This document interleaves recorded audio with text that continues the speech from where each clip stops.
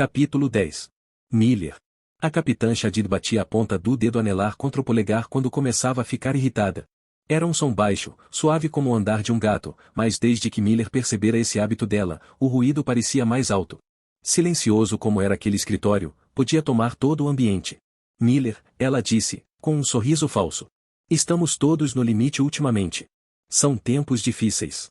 Sim, senhora, ele concordou, abaixando a cabeça como um lateral determinado a abrir caminho pela linha de defesa, mas acho que isso é importante o bastante para merecer uma atenção. É um favor para um acionista, Shadid falou. O pai dela estava nervoso. Não há motivo para pensar que ele se referia a Marte explodir a Kinterbur. As tarifas estão subindo de novo. Houve uma explosão em uma mina nas operações da Lua Vermelha. Eros está com problemas com a produção de leveduras. Não passamos um dia sem que algo aconteça no cinturão para deixar um papai assustado por sua preciosa florzinha. Sim, senhora, mais um momento. Os dedos dela aceleraram o ritmo. Miller mordeu os lábios. A causa estava perdida. Não comece a perseguir conspirações, Shadid o interrompeu.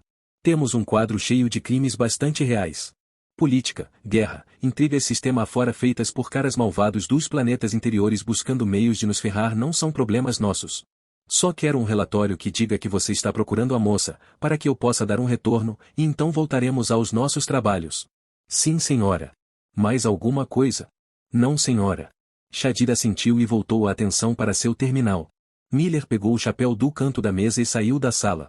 Um dos filtros de ar do quartel-general tinha quebrado durante o fim de semana, e o conserto dava às salas um cheiro reconfortante de plástico e ozônio. Miller sentou-se em sua escrivaninha, entrelaçou os dedos atrás da cabeça e encarou a luminária sobre ele. O nó que sentia em suas entranhas não se soltara. Aquilo era péssimo. Não foi bem, então? Havelock perguntou. Poderia ter sido melhor. Ela tirou o trabalho? Miller negou com a cabeça.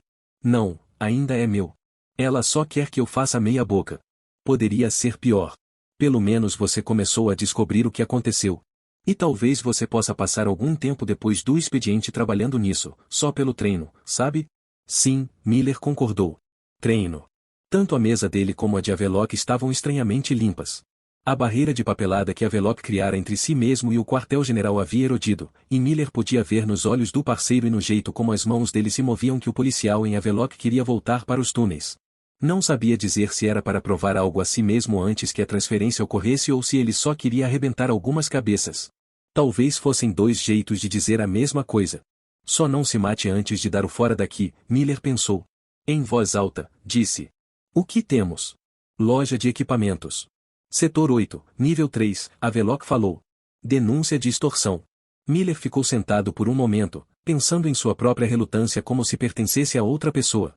Era como se Shadid tivesse dado a um cão uma única mordida de carne fresca e então o mandasse de volta à ração.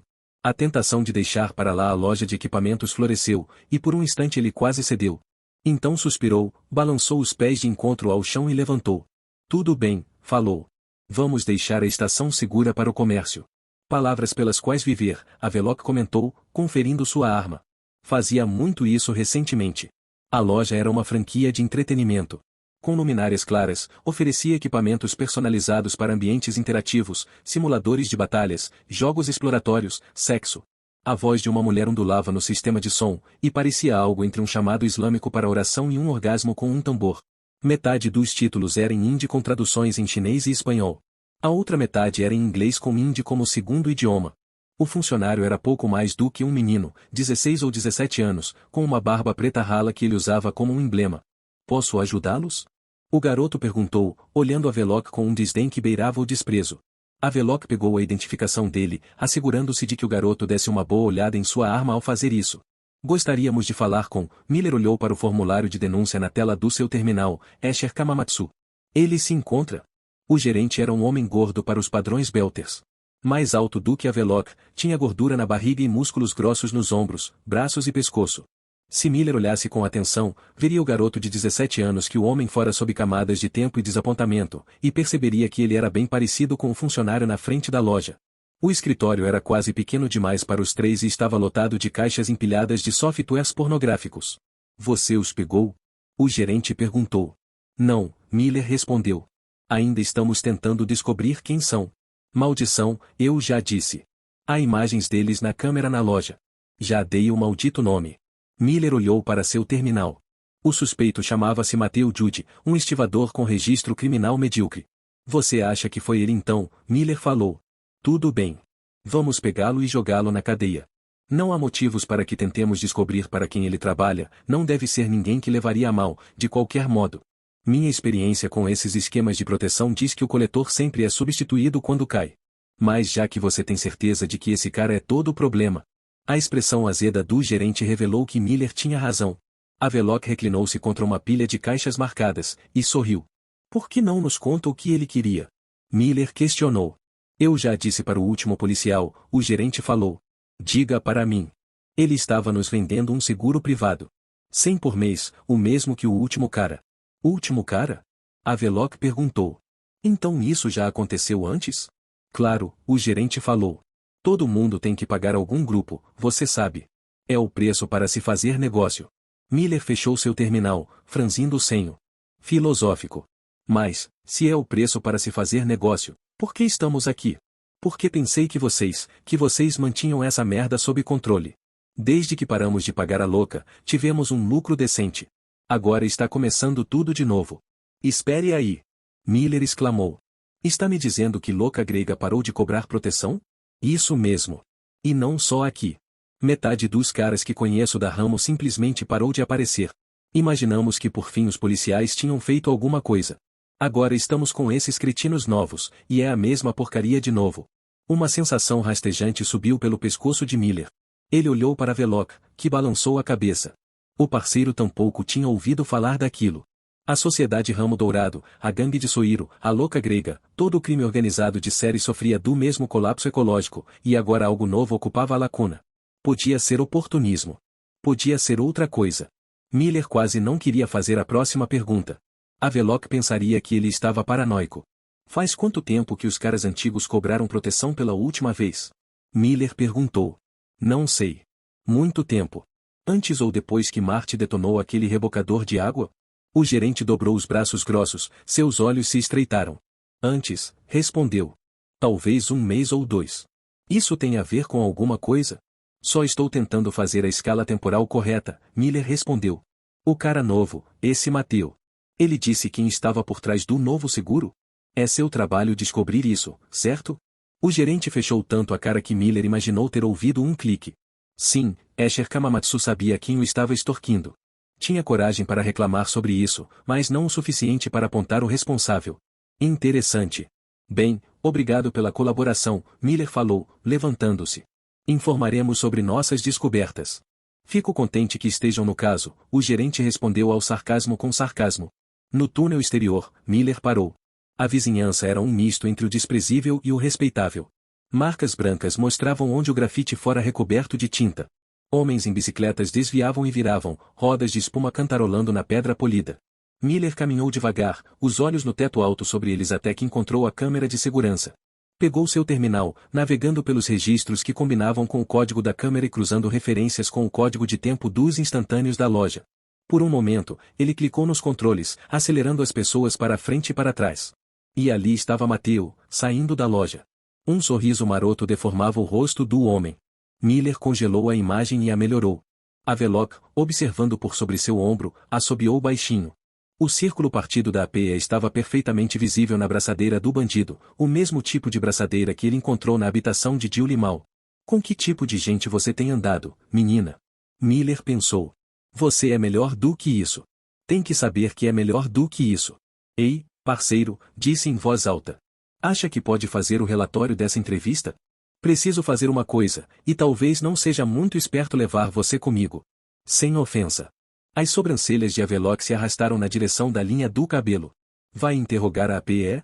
Balançar algumas árvores, só isso, Miller falou. Miller pensou que ser um contratado da segurança em um conhecido bar frequentado pela APE seria o suficiente para que fosse notado. Acontece que metade dos rostos que reconheceu na luz fraca do clube de cavalheiros John Rock era de cidadãos normais. Mais de um deles era, assim como ele, da Star Helix quando estava em serviço. A música era belter pura, sinos suaves acompanhados de cítaras e guitarras, com letras em meia dúzia de idiomas. Ele estava na quarta cerveja, 2 horas além do fim do turno e prestes a considerar seu plano uma perda de tempo quando um homem alto e magro se sentou no bar perto dele. As bochechas marcadas pela acne davam uma sensação de dano a um rosto que de outro modo estaria à beira do riso. Não era o primeiro bracelete da PE que ele via naquela noite, mas este era usado com um ar de desafio e autoridade. Miller acenou com a cabeça. Ouvi dizer que anda perguntando sobre a PE, o homem falou. Interessado em se juntar a nós? Miller sorriu e levantou seu copo, um gesto intencionalmente evasivo. Se eu quiser, é com você que preciso falar? Perguntou com um tom de voz descontraído. Talvez eu possa ajudar. Talvez possa me contar algumas outras coisas, então. Ele pôs seu terminal sobre o bar de bambu artificial com um clique audível. A foto de Mateo Jude apareceu na tela. O homem da PE franziu o senho, virando a tela para ver melhor. Sou realista, Miller continuou. Quando Chuku Sanaios oferecia proteção, eu não ia falar com seus homens. Nem quando a mão assumiu, ou então a sociedade Ramo Dourado depois dela. Meu trabalho não é impedir que as pessoas descumpram as regras, é manter Ceres estável. Entende o que estou dizendo? Não posso dizer que sim, disse o homem com o rosto marcado. Seu sotaque o fazia soar mais educado do que Miller esperava. Quem é este homem? O nome dele é Mateo Jude. Está começando um negócio de proteção no setor 8. Dizem que é amparado pela PE. As pessoas dizem muitas coisas, detetive. É detetive, não é? Mas você estava discutindo realismo. Se a PE está se infiltrando no mercado negro de séries, será melhor para todos os envolvidos se pudermos falar um com o outro. Nos comunicar. O homem riu e devolveu o terminal. O atendente do bar passou por ali, com uma pergunta nos olhos que não era se precisavam de alguma coisa. Não era uma pergunta voltada para Miller. Ouvi dizer que há certo nível de corrupção na Star Helix, o homem falou. Admito que estou impressionado com seus modos diretos. Vou esclarecer. A APE não é uma organização criminosa. Sério? Engano meu. Imaginei pelo jeito como matam tantas pessoas. Você está me provocando. Nós nos defendemos contra pessoas que estão perpetrando terrorismo econômico contra o cinturão. Terráqueos. Marcianos. Estamos no ramo de proteção dos Belters, o homem explicou. Inclusive da sua, detetive. Terrorismo econômico? Miller falou. Isso parece um pouco exagerado. Você acha? Os planetas interiores olham para nós como força de trabalho. Eles nos taxam. Dirigem o que fazemos. Reforçam suas leis e ignoram as nossas em nome da estabilidade. No último ano, dobraram as tarifas em Titânia. 5.000 pessoas em uma bola de gelo orbitam Netuno, há meses de lugar algum. O Sol é só uma estrela brilhante para eles. Acha que estão em posição de conseguir uma reparação? Impediram qualquer cargueiro Belter de aceitar contratos de Europa. Cobram 2 vezes mais de nós para atracarmos em Ganimedes. Não temos permissão nem de orbitar na estação científica FIB. Não há um Belter naquele lugar. O que quer que façam ali, não saberemos até que nos vendam a tecnologia daqui a 10 anos. Miller tomou um gole de sua cerveja e acenou com a cabeça para o terminal. Então ele não é um dos seus. Não. Não é. Miller assentiu e guardou o terminal no bolso. Era estranho, mas acreditava no homem. Ele não se comportava como um bandido. A bravata não estava ali. A sensação de tentar impressionar o mundo.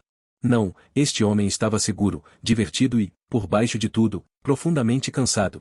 Miller conhecia soldados assim, mas não criminosos. Mais uma coisa, Miller falou. Estou procurando alguém. Outra investigação? Não exatamente. Não. Juliette Andrômeda Mal. Conhecida como Julie. Eu deveria conhecer o nome? Ela é da PE, Miller respondeu, dando de ombros. Você conhece todo mundo na Star Helix? O homem perguntou e, quando Miller não respondeu, acrescentou, somos bem maiores do que sua corporação. Um bom argumento, Miller falou. Mas, se puder ficar de ouvidos atentos, eu agradeceria. Não acho que esteja na posição de esperar favores. Pedir não ofende. O homem de rosto marcado deu uma gargalhada e colocou uma mão no ombro de Miller. Não volte aqui, detetive, disse e se afastou na multidão. Miller tomou outro gole de sua cerveja, franzindo o senho.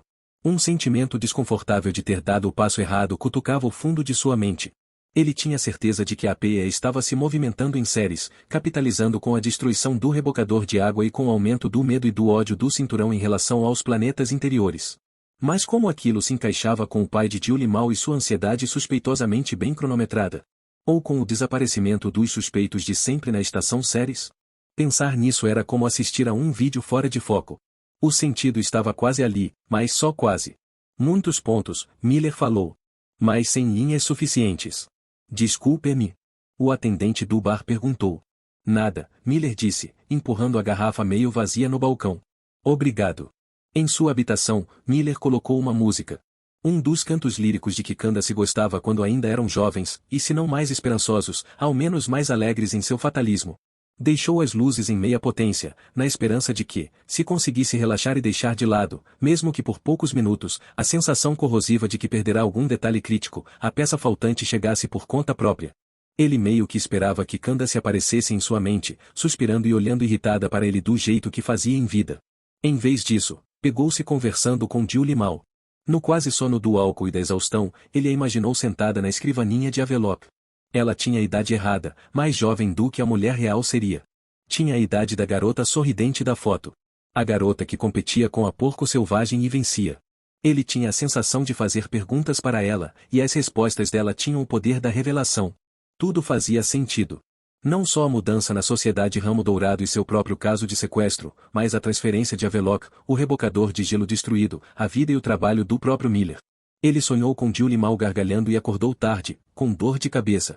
Havelock esperava em sua escrivaninha. Seu rosto amplo e curto de terráqueo parecia estranhamente alienígena, mas Miller tentou deixar isso para lá. Você parece péssimo, Havelock comentou. Badalou muito ontem à noite. Só fiquei envelhecendo e bebendo cerveja barata, Miller respondeu.